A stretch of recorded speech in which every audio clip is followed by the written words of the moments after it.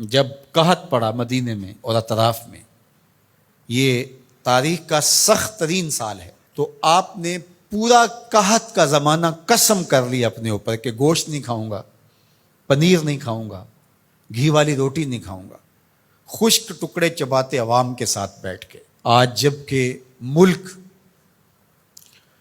معاشی بحرانوں میں مبتلا ہے، حکمرانوں کے طرز زندگی اور ان کی آنی جانی آپ دیکھیں۔ حضرت عمر کا نام لینا آسان ہے، لیکن حضرت عمر رضی اللہ تعالیٰ عنہ کا طرز حکومت دیکھیے۔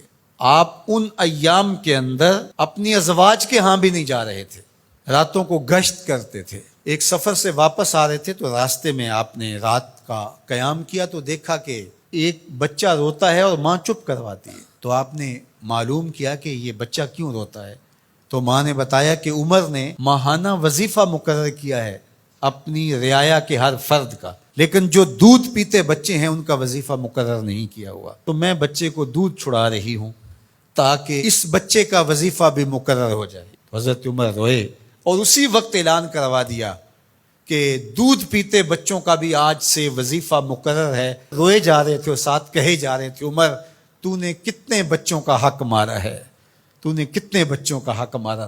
یہ ہیں حضرت عمر رضی اللہ تعالیٰ عنہ۔ کفار کے لیے ان کی سختی، ایک وہ آپ کا باب ہے، ابو الخویسرہ ہو یا منافقین ہو، یا وہ شخص جو حضور کو کہتا ہے آپ عدل کیجئے، یا حضور کے فیصلے کا جو انکار کرتا ہے، حضرت عمر کی تلوار کیسے فیصلہ کرتی ہے، ایک وہ پہلو ہے۔ اور دوسرا رعایا کے لیے حضرت عمر رضی اللہ تعالیٰ عنہ کی یہ نرمی اور دل کے اندر یہ رقت اور یہ پیار، یہ حضرت عمر نے فلاحی ریاست کا وہ تصور دیا تھا جس سے اپنی رعایا کو اس طرح سے سہولت دی جاتی ہے۔ اسلام کا نظام رحمت ہی ہماری زندگی کی خوبصورتی کی ضمانت ہے۔ اس لیے میں تو یہی بات کہتا ہوں، اور گزشتہ سے پیوستہ کسی جمعہ میں نے یہ بات آپ سے کہی تھی کہ ہم نے کئی رنگوں کی جمہوریتیں بھی دیکھ لی، مارشل لاؤں کے نظم بھی ہم نے دیکھے، ہمارے درد کا مداوع کہیں بھی نہیں ہے۔ اور آج پھر آپ اسی سے علاج ڈھونڈ رہے ہو جو بیماری کا سبب اور ذریعہ ہوا۔ میر بھی کیا سادہ ہیں کہ بیمار ہوئے جس کے سبب اسی عطار کے لونڈے سے دوا لیتے ہیں۔ اس جمہوریت نے ہمیں دیا کیا ہے؟ ان دنوں کے اندر جو تماشا ملک میں لگا رہا، کہ آپ نے اس کو اپنی آنکھوں سے دیکھا نہیں ہے؟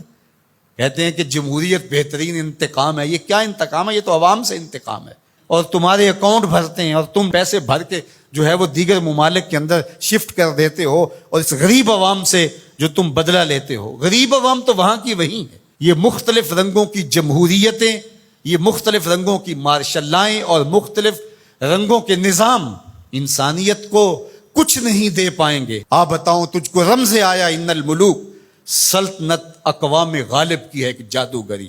خواب سے بیدار ہوتا ہے یہاں محکوم، اگر پھر سلا دیتی ہے اس کو حکمراں کی سہاری۔ دیو استبداد ہے جمہوری کبا میں پائے کوب، تو سمجھتا ہے جس کو آزادی کی نیلم پری۔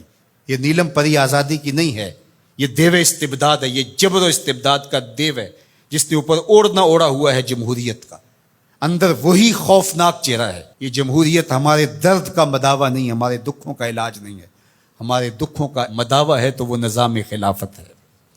اس کے لیے مجھے اور آپ کو کوشش کرنی چاہیے۔ اس جمہوری نظم نے کیا دیا ہے مسلمانوں کو؟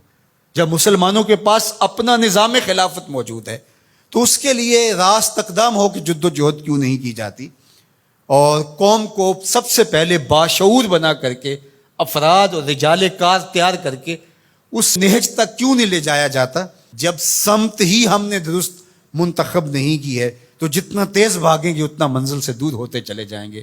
اس لیے اسلام کا نظام خلافت جس نے پرامن زندگی کا نور دیا، اسلام کا خلافت راشدہ کا دور دنیا کی تاریخ کا سنہرا دور ہے۔ تو حضرت عمر کا زمانہ دیکھیے اور ان کا انداز حکمرانی دیکھیے، فلاحی ریاست کا تصور دیکھیے، لوگوں کے حقوق جو انہوں نے دیے، یہ انسانیت کے حقوق کے چارٹر کے اندر جو باتیں لکھی ہیں، یہ چربہ حضرت عمر رضی اللہ تعالی عنہ سے لیا گیا۔ یہ سب سے پہلے قول حضرت عمر کا تھا کہ انسانوں کو ان کی ماں نے آزاد پیدا کیا ہے، کسی کو حق نہیں ہے کہ ان کو غلام بنا سکے۔ تو انسانی آزادی کا وہ تصور اسلام نے دیا۔